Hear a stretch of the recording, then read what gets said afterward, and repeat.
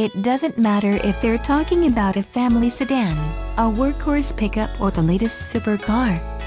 Get any group of auto critics together and someone will inevitably ask the same question: why doesn't it go faster?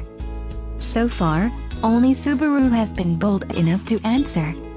At the New England debut of the 2018 Subaru Crosstrek, a guy in a baseball hat pointed his pen in the air and asked why the compact crossover's admittedly anemic 152 horsepower four-cylinder engine didn't come with a turbocharger.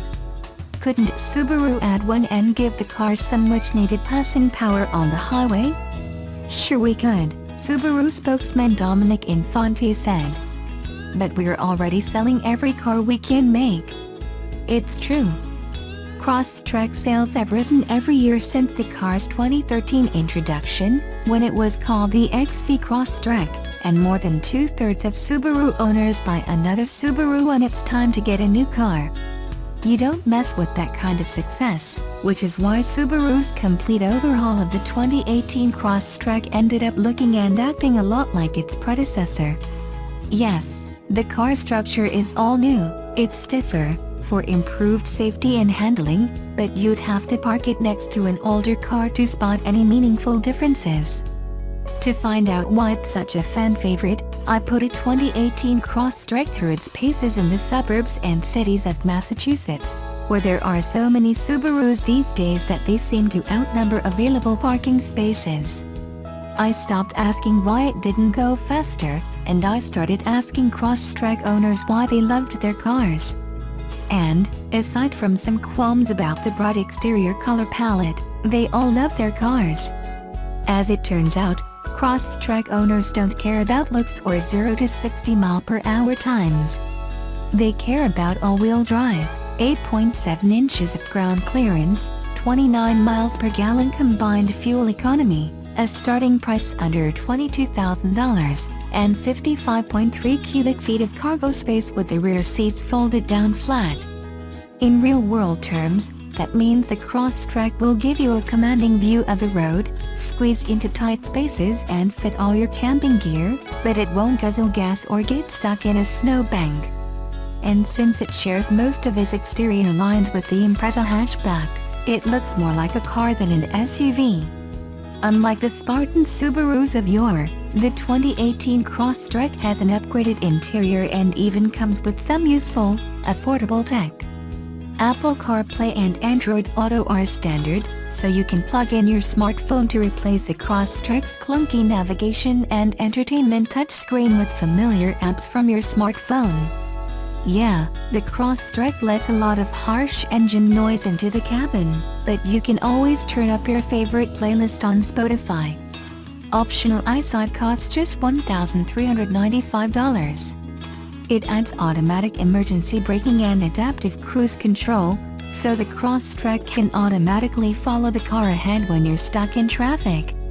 It also features lane keep assist, which nudges the car back between the lines if you drift outside of your lane. Consider it the most basic form of the self-driving car.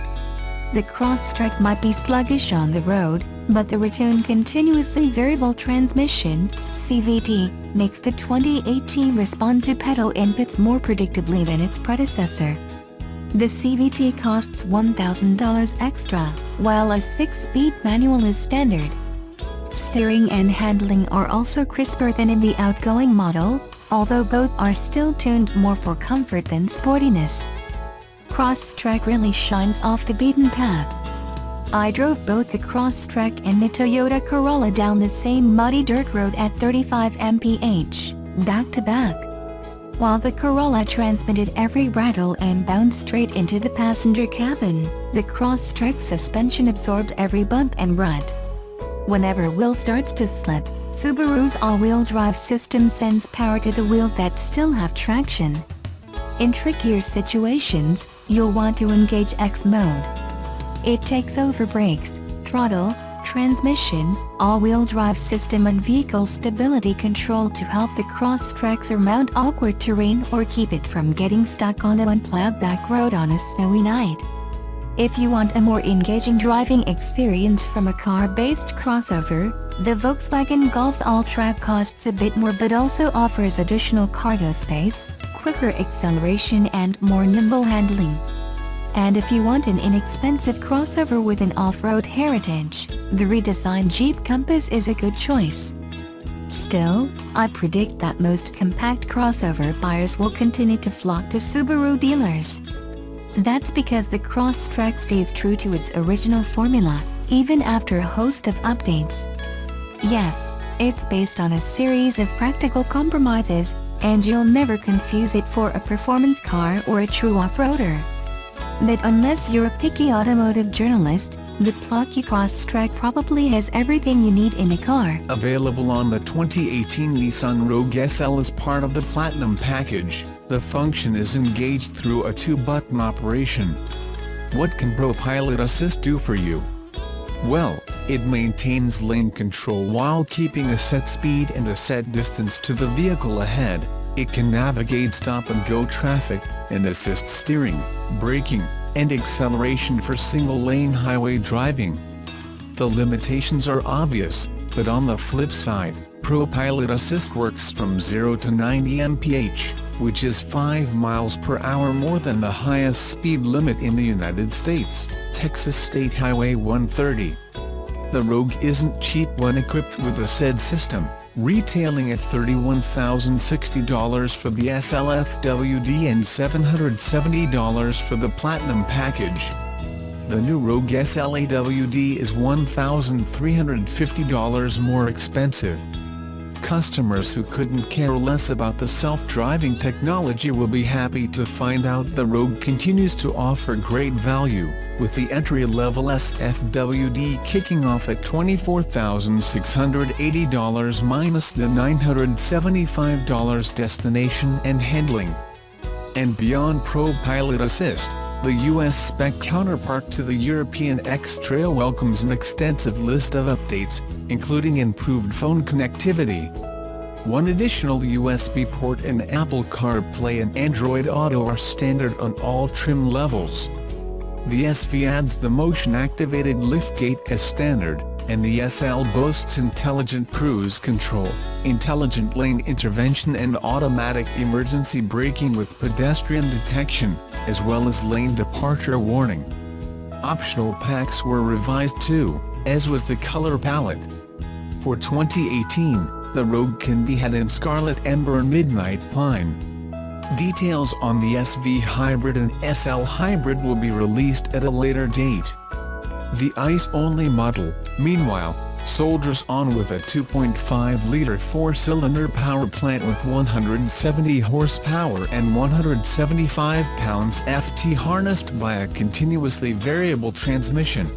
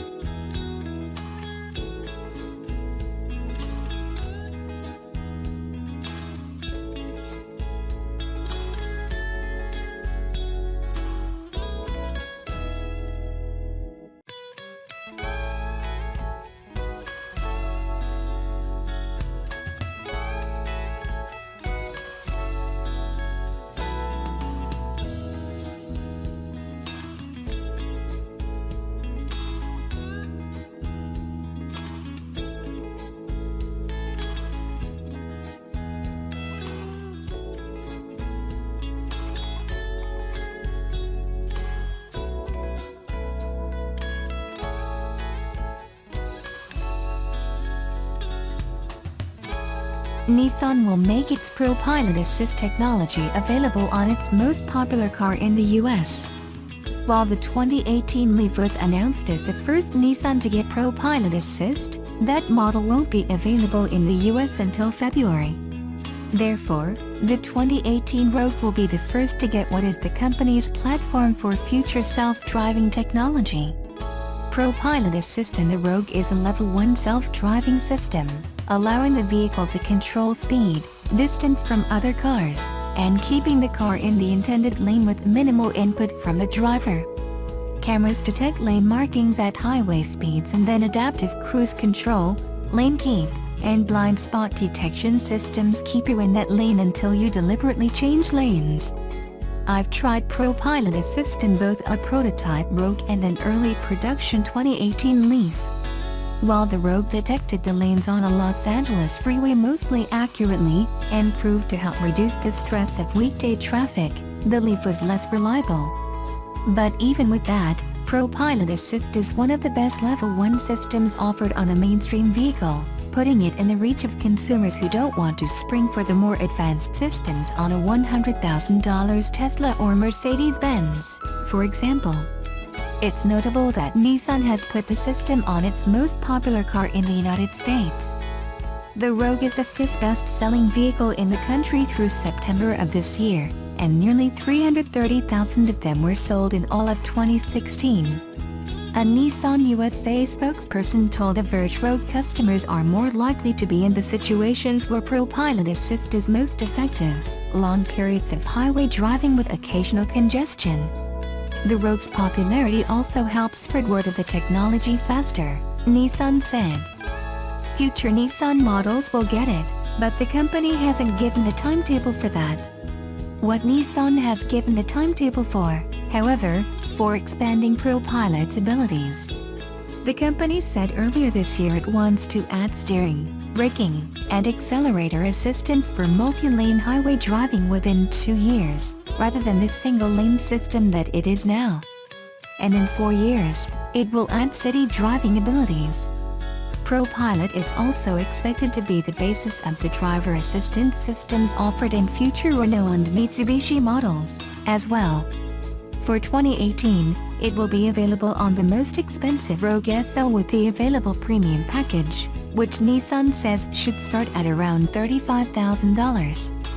It's a shame it won't be a standalone option, because you'll be forced to get things like 19-inch wheels and leather seats to get ProPilot Assist. But if you are in the market for a $35,000 SUV anyway, it's worth seriously considering.